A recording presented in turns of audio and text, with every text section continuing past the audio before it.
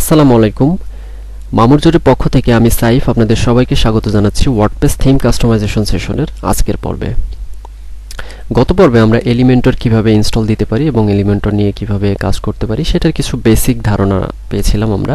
তো আজকের পর্বে আমরা একটু ডিটেইলসে জানার চেষ্টা করব যে এই মডিউলগুলো আমরা কোনটা কিভাবে ইউজ করতে পারি। ঠিক আছে, তো এইখানে প্রথমে আমি একটা সেকশন নিয়ে নিচ্ছি এবং সেকশনটার এখানে কিছু অপশন আছে। স্ট্রেস সেকশন, অর্থাৎ এই সেকশনটা কি ফুল উইড হবে কিনা। এখন আমরা দেখতে পাচ্ছি যে এই যে মাঝখানে যে সেকশনটা আছে, সেকশনের যে কন্টেন্ট এরিয়া সেটা হচ্ছে বক্স আকারে আছে, বাট এইটা যদি আমি ফুল উইড দিয়ে দিই এবং এখান থেকে যদি ফুল উইড দিয়ে দিই তখন আমরা দেখব এটা হচ্ছে একদম ফুল উইড হয়ে গিয়েছে। এবং কলামের ভিতরে কোনো গ্যাপ হবে কিনা আমি নো গ্যাপ দিয়ে দিচ্ছি। হাইটটা কতটুকু হবে, চাইলে ফিট টু স্ক্রিন দিয়ে দিলে স্ক্রিনের সাইজটা ততটুকু নিয়ে হয়ে যাবে। এবং মিনিমাম হাইট আমরা যদি এখান থেকে দিয়ে দিই, তো মিনিমাম হাইটটা আমরা চাইলে এখান থেকে ফিক্স করে দিতে পারি। তো আমি আপাতত 700 পিক্সেল মিনিমাম হাইট রাখতেছি। এরপরে কলাম পজিশন, এটার ভিতরে যে কলামগুলো থাকবে সেটার পজিশন কি মিডিল হবে কিনা, টপ হবে কিনা, বা বটমে হবে কিনা, বা স্ট্রেচ হবে কিনা সেটা আমরা রেখে দিতে পারি। ভার্টিক্যাল অ্যালাইন, মিডিল হবে কিনা, টপ বা স্পেস বিটুইন, এই জিনিসগুলো আমরা এখান থেকে ফিক্স করে দিতে পারি। ওভারফ্লো সবসময় হিডেন, এবং স্ট্রাকচারটা কি আছে এখন 100%। তো এইটার স্টাইলের ভিতরে আমরা ব্যাকগ্রাউন্ডে একটা ইমেজ রাখবো। আমরা ক্লাসিকের ভিতরে যাব এবং ইমেজের এইখান থেকে আমরা কিছু ইমেজ এখানে আপলোড দিয়ে নিই। আমাদের ইমেজ সেটা হচ্ছে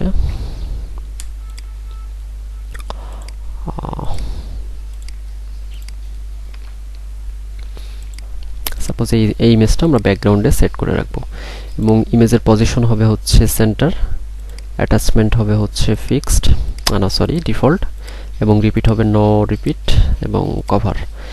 এবং এই যে ইমেজটা আমরা ফিক্স করলাম এই ইমেজটাকে এখন একটা ব্যাকগ্রাউন্ড ওভারলে দিব। ওভারলেটা থাকবে হচ্ছে ব্ল্যাক। এখানে একটা ইমেজ ফিক্সড হয়ে গিয়েছে। এখন আমরা একটু মডিউলে যাব। মডিউলে যাওয়ার পরে এখানে একটা সেকশন দেখতে পারবো, যে ইনার সেকশন নামে একটা অপশন দেখতে পারবো। তো আমরা চাইলে যদি ইনার সেকশনটাকে নিয়ে এটার ভিতরে ড্রপ করে দিই তখন আমরা দেখব এটাকে আবার কভার হয়ে গিয়েছে, অর্থাৎ কন্টেন্টগুলো মাঝখানে চলে আসছে। ঠিক আছে, এবং ইনার সেকশনটা এখানে দুইটা কলামে ভাগ হয়ে গিয়েছে। তো আমরা যদি চাই যে এটা একটা কলামে হবে, আমরা চাইলে এটা এখান থেকে একটা কলাম ডিলিট করে দিতে পারবো। তখন দেখব মাঝখানে শুধুমাত্র একটা কলাম চলে আসছে। এখন এখানে বেসিক কিছু জিনিস লেআউটের কিছু আছে, এটা হচ্ছে ফুল উইড হবে কিনা। তো আমরা যেহেতু ফুল উইড নিব না, আমরা বক্স আকারে এখানে কন্টেন্ট অ্যাড করব, সো বক্সটি থাকবে।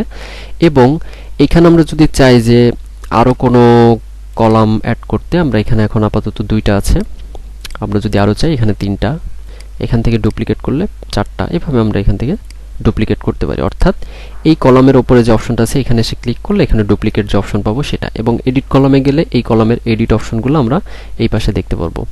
এছাড়া এখান থেকে কপি করলে এই কলামটা কপি হয়ে যাবে, পরবর্তীতে আমরা অন্য কোনো সেকশনে গিয়ে এই কলামটা পেস্ট করতে পারবো। এই যে এখানে পেস্ট অপশন আছে। এরপরে রিসেট, আমরা যদি চাই যে এই কলামে যে ডিজাইনটা করেছি, যে কাজগুলো করেছি সেটা রিসেট করতে, সেটা এখান থেকে রিসেট দিতে পারি। নেভিগেটর, আমরা এটা থেকে চাইলে অন্য কোনো সেকশনে যেতে পারি। ডিলিট চাইলে এটা এখান থেকে ডিলিট হয়ে যাবে। ঠিক আছে, এখানে এসে রাইট ক্লিক করলে এই অপশনগুলো আমরা চেঞ্জ করতে পারবো। তো এটা যেহেতু হেডার সেকশন, প্রথমে দুইটা অপশন আমরা রাখছি, এবং প্রথম যে অপশনটা আছে, প্রথম যেই কলামটা আছে সেই কলামের ভিতরে এখানে দেখেন বাম পাশে এলিমেন্টরের কিছু মডিউল আছে। এই মডিউলের ভিতর থেকে আমরা হেডিং মডিউলটাকে নিয়ে যাচ্ছি। তো হেডিংটাকে নিয়ে যাওয়ার পরে এখানে একটা টেক্সট অ্যাড হয়েছে, আমরা চাইলে এখান থেকে আমরা আমাদের নিজেদের মতো করে টেক্সট অ্যাড করতে পারি। আমরা লিপসাম থেকে টেক্সট নিয়ে আসবো, লরাম ইপসাম থেকে আমরা একটা হেডিং নিয়ে আসি, নিয়ে এসে এখানে পেস্ট করে দিই, এবং হোয়াট ইজ লরাম ইপসাম একটা হেডিং চলে আসছে। এবং এই হেডিংয়ের যদি কোনো লিঙ্ক আমরা দিতে চাই, লিঙ্ক এখানে দিতে পারি। সাইজ স্মল হবে কিনা, বা লার্জ হবে কিনা, বা এক্সট্রা লার্জ হবে কিনা সেটা আমরা এখান থেকে দিয়ে দিতে পারি। এটা এখান থেকে চেঞ্জ করতে পারি। এরপর এটার অ্যালাইনমেন্ট কোথায় হবে, আমরা বাম পাশে রাখবো কিনা সেন্টারে রাখবো, বা লেফটে রাখবো, বা জাস্টিফাই আকারে কন্টেন্ট রাখবো, আমরা লেফটে রাখবো। এরপর স্টাইল অপশনে গেলে আমাদের টাইটেলের যে টেক্সট কালারটা থাকবে সেটা আমরা চেঞ্জ করতে পারি। আমরা হোয়াইট রাখতেছি, এবং টাইপোগ্রাফির ভিতরে এসে আমাদের ফন্ট কি হবে সেটা দিতে পারি। আমাদের এটার টেক্সটের সাইজটা কতটুকু হবে সেটা আমরা দিতে পারি। এরপরে ফন্টের ওয়েটটা হবে হচ্ছে কত সেটা দিতে পারি। এখান থেকে ফন্টের ওয়েট চেঞ্জ করে দিতে পারি। প্রথমে 300 রাখি। ট্রান্সফর্ম, এটা আপার কেস হবে কিনা বা লোয়ার কেস হবে কিনা সেটা আমরা এখান থেকে চেঞ্জ করতে পারি। স্টাইলের ভিতরে এটা নর্মাল হবে বা ইটালিক অথবা অবলিক, আমরা এই জিনিসগুলো এখান থেকে চেঞ্জ করতে পারি। এরপরে ডেকোরেশনের ভিতরে এটা কি আন্ডারলাইন অবস্থা হবে কিনা, এটা যদি আন্ডারলাইন অবস্থায় রাখি তাহলে আন্ডারলাইন এরকম দেখতে পারবো। তো বেটার হয় আমরা একটু এটাকে অন্য একটা ট্যাবে ওপেন করে রাখি, যেহেতু এখানে কিছু স্ট্রাকচারের কিছু জিনিস আসতেছে, বর্ডার ভালোভাবে হয়তো বোঝা নাও যেতে পারে। এই যে এখানে আমরা দেখতে পাচ্ছি যে ব্যাকগ্রাউন্ড ইমেজ এবং সেটার মাঝখানে উপরে একটা টাইটেল, টাইটেলের নিচে আন্ডারলাইন, এবং আন্ডারলাইনটা যদি আমরা এই টাইপোগ্রাফির ভিতর থেকে এখান থেকে কেটে দিই, ডিফল্ট দিয়ে আপডেট করি এবং এটা যদি একটু রিফ্রেশ করি তখন দেখব যে আন্ডারলাইনটা চলে গিয়েছে। এখন আমরা এখান থেকে কিছু একটু হালকা টেক্সট এনে আমরা এখানে দিব। তো এটা হচ্ছে হেডিং এর কাজ। এখন আমরা টেক্সট এডিটরটাকে এখানে নিয়ে আসব, আনার পরে এটার ভিতরে আমরা কিছু কন্টেন্ট দিয়ে দিলাম আমাদের মতো করে, এবং কন্টেন্টটার আমরা স্টাইল অপশনে গিয়ে কন্টেন্টের কালার দিয়ে দিলাম হচ্ছে সাদা। তো এখানে আমরা দেখতে পাচ্ছি একটা কন্টেন্ট চলে আসছে। এরপরে আমাদের এখানে যে বাটন মডিউলটা আছে সেই বাটন মডিউলটা এনে আমরা যদি বাটনের একটা ইয়া দিয়ে দিই যে লার্ন মোর, এবং বাটনের অ্যালাইনমেন্টটা হবে হচ্ছে বাম পাশে। চাইলে বাটনে কোনো একটা আইকন আমরা দিয়ে দিতে পারি, এটা কি আইকন হবে এটা, এবং আইকনের স্পেসিংটা হবে কোথায়, একটু বেশি বড় দিয়ে রাখছি, এবং এটা হবে হচ্ছে ডেঞ্জার, ঠিক আছে। এরপরে স্টাইল অপশনে এসে আমরা বাটনের কিছু ডিজাইন চেঞ্জ করতে পারি। টাইপোগ্রাফিতে এসে এখানে আমার বাটনের যে টেক্সটটা আছে সেই টেক্সটের ফন্ট এবং টেক্সটের ফন্টের সাইজটা আমরা এখান থেকে কন্ট্রোল করতে পারি। এরপরে টেক্সট শ্যাডো, আমাদের কোনো শ্যাডো হবে কিনা আমরা চাইলে সেই শ্যাডোটা আমরা এখান থেকে দিয়ে দিতে পারি। এই যে টেক্সটের কালার কি হবে, ঠিক আছে। টেক্সট শ্যাডো, এটার মাঝখানে আসলে টেক্সটের পিছনে কিছু একটা শ্যাডো আকার একটা জিনিস চলে আসবে টেক্সটের শ্যাডো হিসেবে, সেটা আমরা এখান থেকে দিয়ে দিতে পারি।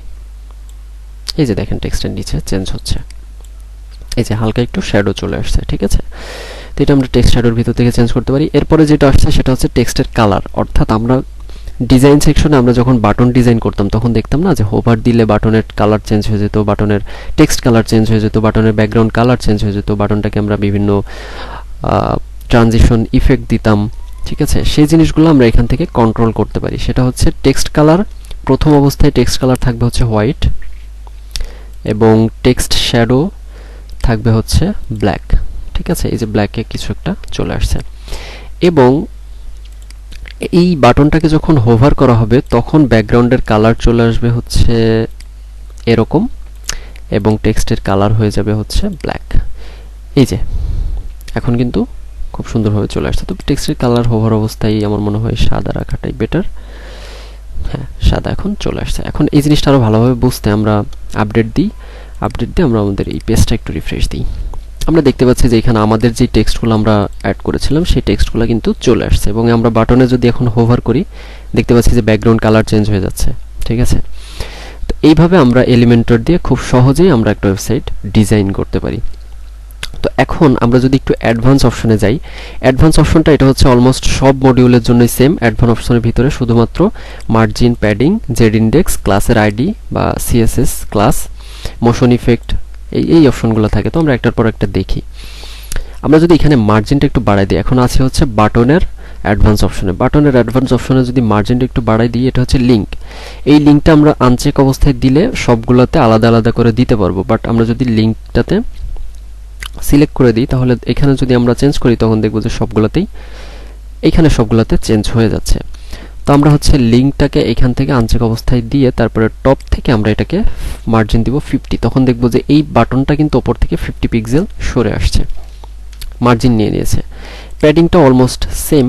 আমরা যদি ওপর থেকে 50 প্যাডিং দিয়ে দিই তখন আমরা দেখব যে বাটনটা ওপর থেকে 50 পিক্সেল সরে আসছে। এরপরে জেড ইন্ডেক্স হচ্ছে আমরা সবাই জানি যে এটা ডেপথ বোঝায় যে কতটুকু ডেপথ হবে।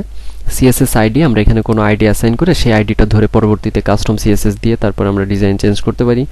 সিএসএস ক্লাস দিয়ে আমরা ডিজাইন চেঞ্জ করতে পারি। মোশন ইফেক্টটা হচ্ছে এই যে বাটনটা আমরা এখানে রাখলাম, সেই বাটনটা যখন এন্ট্রান্স হবে অর্থাৎ আমাদের ওয়েবসাইটে অ্যাপেয়ার হবে, সেখানে কি ধরনের অ্যানিমেশন হবে। আমরা চাইলে ফেড ইন দিলে এই যে বাটনটা এভাবে অ্যানিমেট হচ্ছে। এরপর আমরা যদি জুম ইন দিই তখন এই যে এভাবে অ্যানিমেশন হচ্ছে, বাটনটাতে খেয়াল করেন। বাউন্স ইন দিলে এই যে এভাবে অ্যানিমেশন হয়ে তারপরে শো করতেছে। স্লাইড ইন ডাউন এই যেভাবে আসতেছে। তো এই এন্ট্রান্স অ্যানিমেশনগুলো আমরা এইভাবে এখান থেকে চেঞ্জ করতে পারি। পুশ, এই যে এইভাবে পুশ হচ্ছে, ঠিক আছে, ফ্ল্যাশ হচ্ছে। এরপরে ব্যাকগ্রাউন্ডে যদি আমরা আসি তখন দেখব ব্যাকগ্রাউন্ড টাইপ কি হবে। আমরা এখান থেকে কালারটা যদি একটু চেঞ্জ করে দিই তখন দেখব যে বাটনের যে সেকশনটা আছে, বাটনের এই সেকশনের পুরো ব্যাকগ্রাউন্ডটা চেঞ্জ হয়ে গিয়েছে। এরপরে হোভার করলে এই সেকশনের কালারটা কি হবে সেটা চেঞ্জ করতে পারি। বর্ডার, আমরা যদি চাই যে আমাদের বাটনে কোনো বর্ডার আমরা রাখতে, সেটা আমরা রাখতে পারি। সলিডে এসে তারপরে এটার উইডথ যদি 5 পিক্সেল দিয়ে দিই এবং এটার কালার যদি আমরা সাদা দিয়ে দিই তখন দেখব ফুল বাটনের যেই বর্ডারটা আছে, ফুল বাটনের যেই এরিয়াটা আছে সেই এরিয়া জুড়ে এরকম একটা বর্ডার নিয়ে নিয়েছে। তো এটা আপাতত এখানে রাখলে আসলে অড দেখায়, যার জন্য বর্ডারটা আমরা আপাতত রাখবো না। এরপর হচ্ছে বক্স শ্যাডো, অর্থাৎ এই বাটনের নিচে যেই একটা শ্যাডো রাখতে পারি সেই শ্যাডো অপশনটা আমরা এখান থেকে দিয়ে দিতে পারি, এই যে বাটনের ফুল এরিয়াটার। তো এটাও আমরা আপাতত এখান থেকে রাখছি না। এরপর হচ্ছে কাস্টম পজিশনিং, অর্থাৎ এই বাটনটার উইড হাইট কত হবে। যদি আমরা 100% দিই এবং সেন্টার দিই এবং পজিশন দিই হচ্ছে ফিক্সড, তখন আমরা দেখব যে এটা কিছু পজিশনিং আর কি আমরা করতে পারতেছি, যেটা হচ্ছে কাস্টম, অর্থাৎ আমরা আমাদের নিজেদের মতো করে। ঠিক আছে, এখানে একটা নোট শো করছে যে custom positioning is not considered best practice, অর্থাৎ এই কাস্টম পজিশনিংটা আমাদের প্র্যাকটিস পারপাসে বেস্ট না। ঠিক আছে, এই জন্য আমরা এই কাস্টম পজিশনিংটা ইউজ করব না, এটা আমরা ডিফল্ট যেটা আছে সেটাই রাখছি। বাট আমরা জেনে রাখলাম যে কাস্টম পজিশনিংয়ের মাধ্যমে আমরা কিভাবে এটা পজিশনিং ফিক্স করতে পারি। এরপর আছে হচ্ছে রেসপন্সিভনেস, অর্থাৎ এটা হচ্ছে ডেস্কটপে কেমন হবে, ট্যাবলেটে কতটুকু কীরকম হবে এবং মোবাইলে কীরকম হবে, আমরা সেই রেসপন্সিভনেসগুলো যদি সিলেক্ট মানে করতে চাই যে সবগুলো ডিভাইসে সবগুলো